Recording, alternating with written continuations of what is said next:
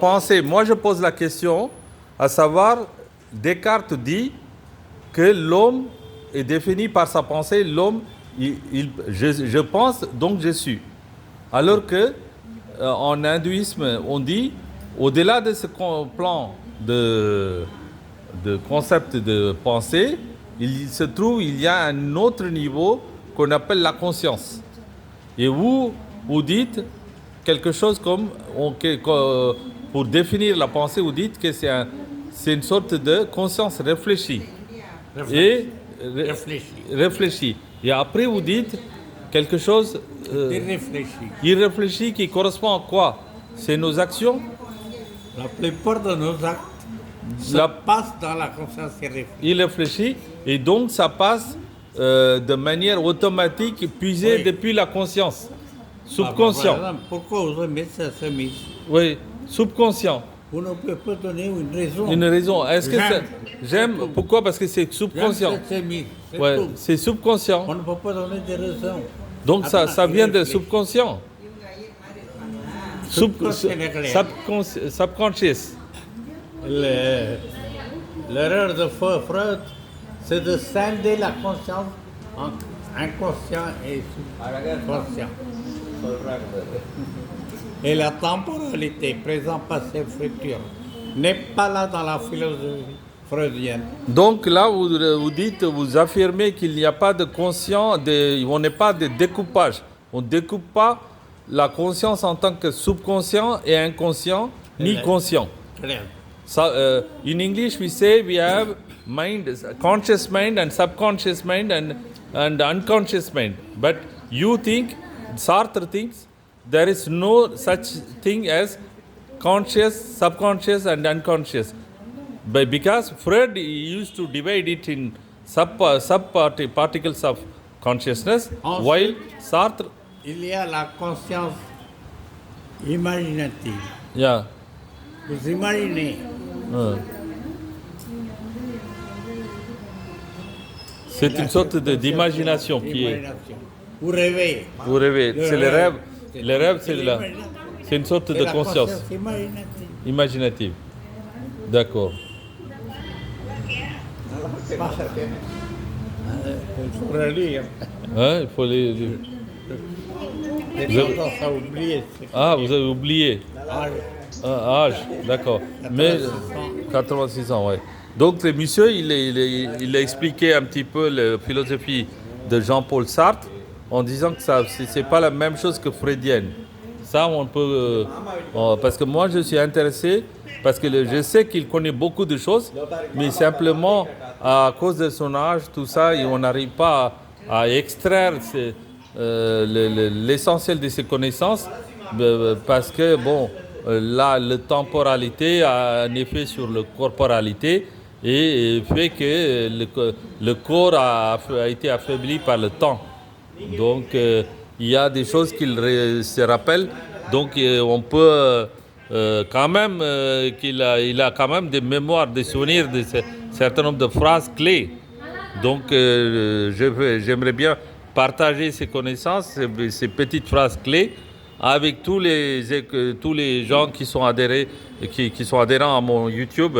Je partage, c'est par plaisir de partager, c'est tout. Voilà, l'essentiel c'est ça, le partage.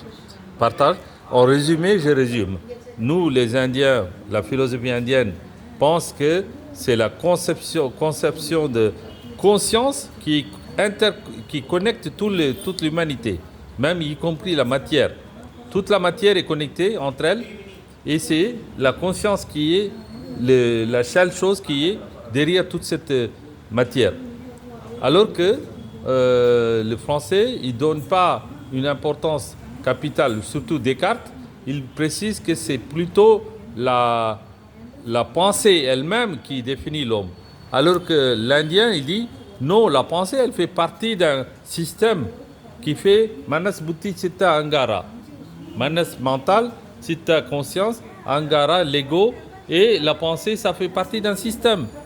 Donc, le système ne peut pas être vraiment l'élément identificateur de l'homme. Donc, il faut dépasser les systèmes et trouver qu'est-ce qui connecte tous les systèmes entre eux.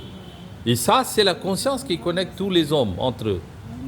C'est là que l'hindouisme dit, c'est la conscience qui est le plus important, c'est l'énergie universelle, c'est le Shakti, Shiva Shakti. Et c'est les mêmes choses en fait. Paramashivan n'est pas différent de de Shakti.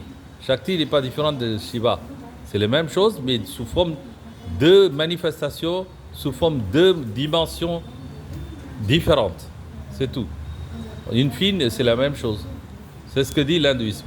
Alors que Descartes, il se trompait, il se font une fixation sur la pensée. La pensée est un élément biologique de continuation de corps qui fait partie de, vous savez, les systèmes musculaires, tout ça.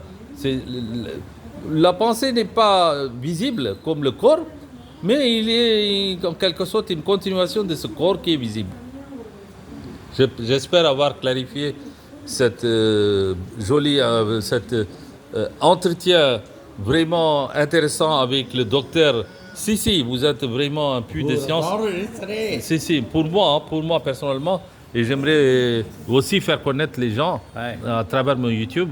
Et vous appelez, vous avez écrit aussi plusieurs livres, et je vais montrer les livres que vous avez. Manida Unmai, Jean-Paul Sartre, et là vous avez écrit un deuxième livre qui s'appelle Pudiya Ulaviyal, New Psychology, V. Mutturangam. Ensuite, vous avez écrit en français, non? Non, anglais.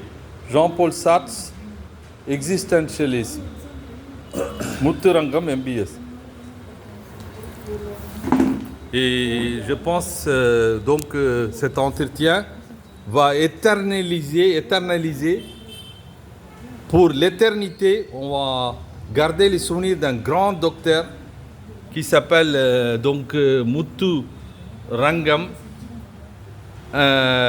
qui a des connaissances incroyables sur Jean-Paul Sartre. Et j'aimerais qu'il soit respecté en tant que professeur qui a ces connaissances-là. Il mérite bien qu'on lui donne une sorte de reconnaissance universitaire en incorporant ses livres parmi les cursus universitaires de Pondichéry ou bien dans l'université de Tamil Nadu de Madras de Chennai. Merci beaucoup pour cette écoute attentive.